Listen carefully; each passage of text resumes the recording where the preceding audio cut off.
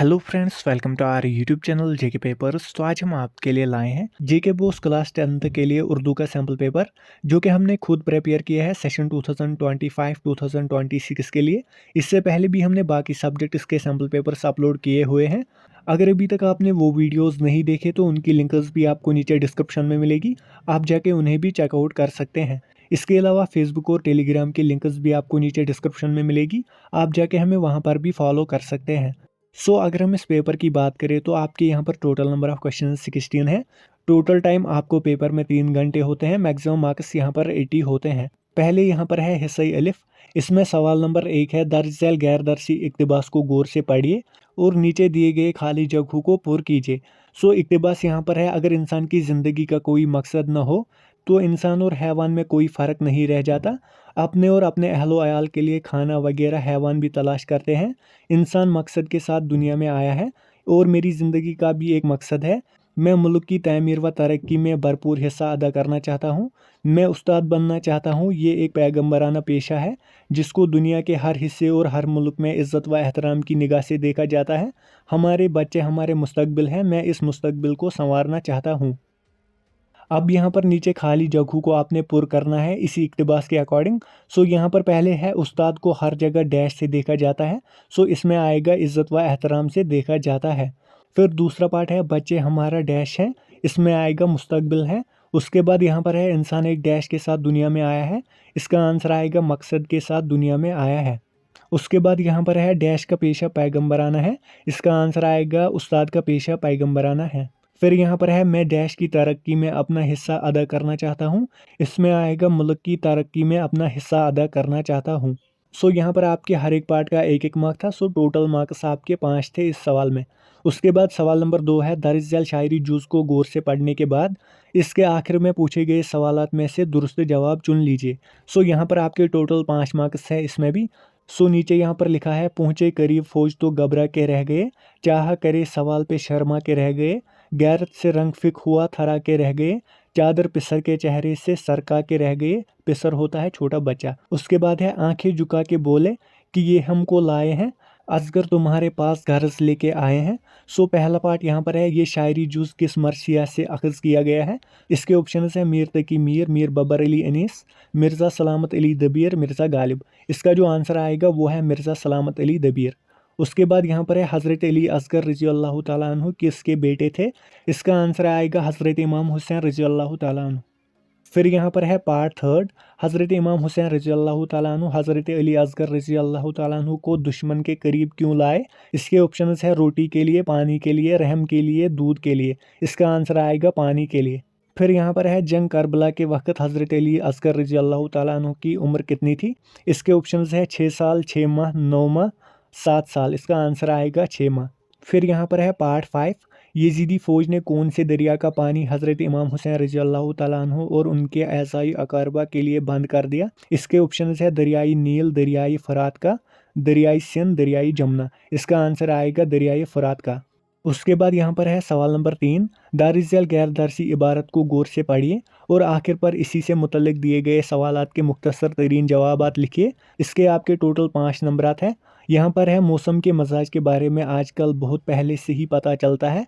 एक हफ्ता नहीं बल्कि 1 महीना पहले ही लोग मौसम का मुकाबला करने के लिए तैयार रहते हैं। वो ज़माना गया जब लोग घरों से निकलते और मौसम का शिकार हो जाते, रास्तों में और घर वालों को परेशान करके छोड़ देते। साइंस ने दुनिया की काया ही पलट दी। इंसान सोचता है आने वाला ज़माना कैसा होगा, साइंस इस दुनिया को कहाँ ले जाएगी। अब यहाँ पर पहला सवाल है, किसके बारे में लोगों को पहले से ही पता चलता है। यहाँ पर आएगा मौसम के बारे में। फिर यहाँ पर है, 1 महीना पहले लोग किसके लिए तैयार रहते हैं। इसका आंसर आएगा मौसम का मुकाबला करने के लिए। फिर यहाँ पर तीसरा पार्ट है, रास्तों में फंसने वाले लोग किनको परेशान करते थे। इसका आंसर आएगा घर वालों को।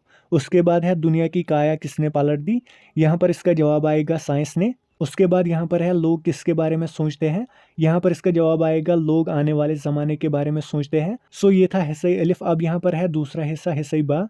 यहाँ पर सवाल नंबर 4 में पहला पार्ट है, दर्ज झैल अल्फाज में से सिर्फ 3 को जुमलों में इस तरह इस्तेमाल कीजिए कि उनका मुज़क्कर या मुअन्नस वाज़ह हो जाए। इसमें आपके 3 मार्क्स होते हैं। यहाँ पर पहले है दूध, फिर है खजूर, सोना और किताब।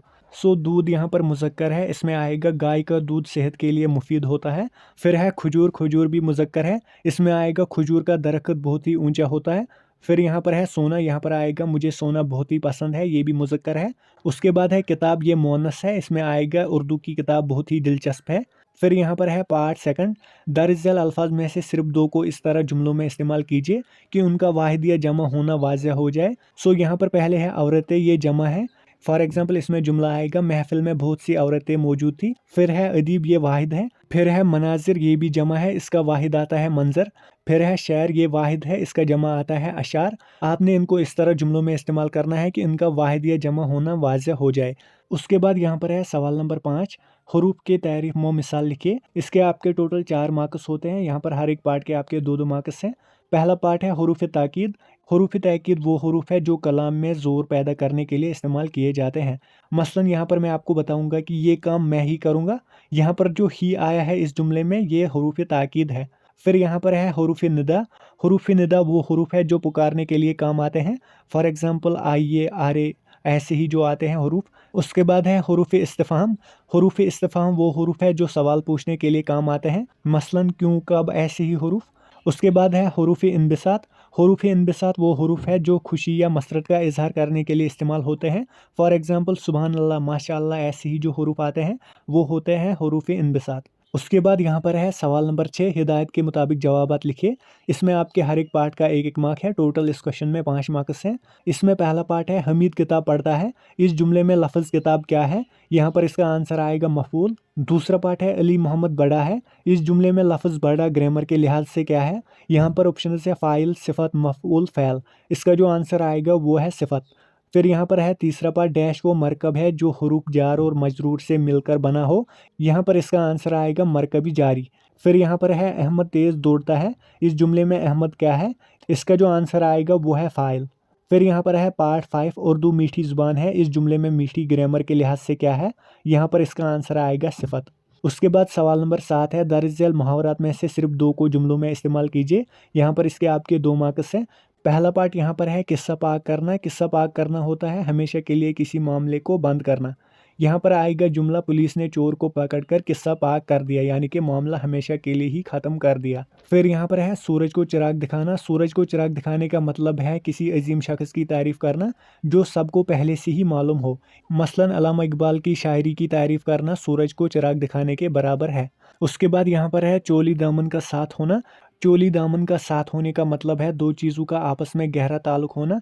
फॉर एग्जाम्पल माँ और बच्चे का चोली दामन का साथ होता है। फिर यहाँ पर है सवाल नंबर 8, किसी एक जुमले की तरकीब नहवी कीजिए और जुमले का नाम भी लिखिए। सो इसके आपके 4 मार्क्स है। यहाँ पर पहले है वज़ीर आज़म आए। फिर यहाँ पर है बिल्ली ने दूध पी लिया। मुझे लगता है ये दोनों जुमला फ़ैलिया है। उसके बाद यहाँ पर है हिस्सा जीम। इसमें सवाल नंबर 9 है किसी एक सनफ़ अदीब पर नोट लिखिए। इसके आपके 5 मार्क्स होते हैं। पहले है अफसाना, गज़ल, मरसी या खाका। उसके बाद पार्ट 10 है दरअसल असबाक में से किसी एक का खुलासा लिखिए। इसमें भी आपके टोटल 5 मार्क्स होते हैं। पहला है हाली, फिर है खुशामद, उसके बाद है सैर चौथे दरवेश की। फिर यहाँ पर है सवाल नंबर 11, अशार की तशरी शायर के हवाले से कीजिए। पहले यहाँ पर है न गोरे सिकंदर है न है कब्रदारा, मिटे नाम यू के निशा कैसे कैसे। ये आतिश की गज़ल से लिया गया है।